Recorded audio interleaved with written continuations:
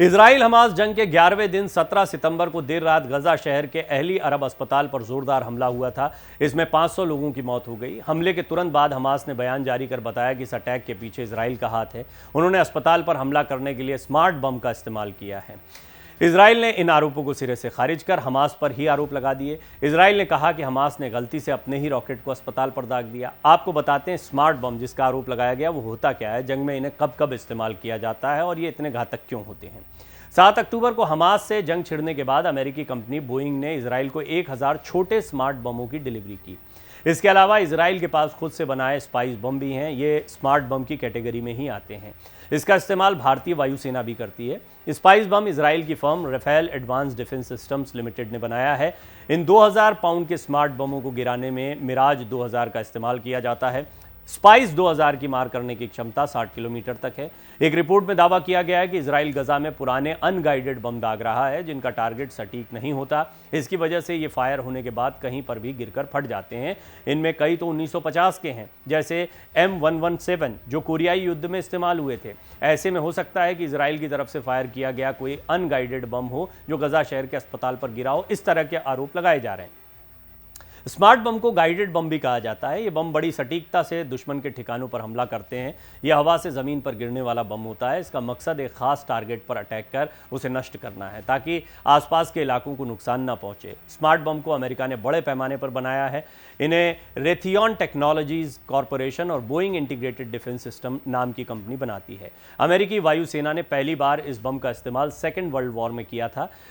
जुलाई 1944 में अमेरिकी वायुसेना ने VB-1 एजोन बमों का इस्तेमाल कर पश्चिमी यूरोप और बर्मा यानी म्यांमार में कई मिलिट्री ऑपरेशंस चलाए थे। ये 450 किलोग्राम के फ्री फॉल बम थे जिसके पिछले हिस्से में अंगूठी जितना रेडियो कंट्रोल स्टेबलाइजर लगा था। इस बम को जायरोस्कोपिक ऑटो पायलट के साथ भी फिट किया गया था ताकि ये टारगेट पर अटैक करते वक्त स्थिर रहे और रास्ते से भटके नहीं। VB-1 एजोन शुरुआती स्मार्ट बम था। ऐसे में इसमें कई खामियां भी थीं। इसे सटीकता से लॉन्च करने के लिए ऊंचाई, हवा की रफ्तार, वायुदाब जैसी बातों का ध्यान रखना होता था।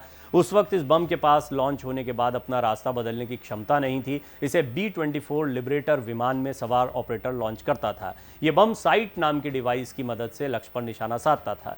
रात में इस बम को ट्रैक करने के लिए इसके ऊपर टॉर्च लगाई जाती थी। इसकी फ्लैश लाइट को देखकर ऑपरेटर बम की दिशा और स्पीड का पता लगाता था। जैसे ही द्वितीय विश्व युद्ध खत्म हुआ था तो अमेरिका ने VB-1 एजोन को हटाकर इसकी जगह रेजोन RAZON बम को तैनात कर दिया।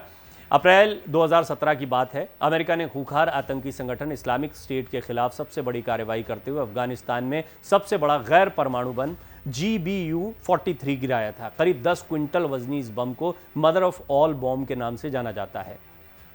इस बेहद घातक बम को MC-130 एयरक्राफ्ट से गिराया गया था। पेंटागन के प्रवक्ता ने बताया था कि इस बम का पहली बार इस्तेमाल किया गया था।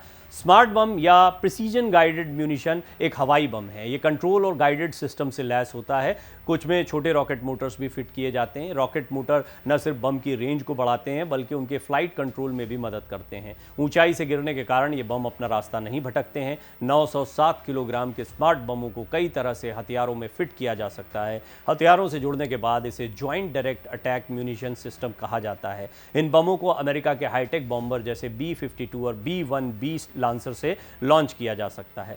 मिलिट्री एनालिसिस नेटवर्क के मुताबिक एक स्मार्ट बम में आमतौर पर 3 मेन पार्ट होते हैं। पहला वेपन, ये एक तरह का विस्फोटक होता है। दूसरा टारगेटिंग सिस्टम, ये नेविगेशन में मदद करता है। तीसरा एंटी जैमिंग डिवाइस, ये दुश्मन को गाइडेंस सिग्नल में दखल देने से रोकता है। तो इन बमों का एक तो पुराना होना, दूसरा इनकी गाइडिंग टेक्निक उतनी बेहतर नहीं होना जितने अब बम होते हैं। इनको बेशक स्मार्ट बम कहा जाता है लेकिन पुराने हैं और जैसा मैंने आपको बताया कि कहाँ द्वितीय विश्व युद्ध और कहाँ आज का दौर है।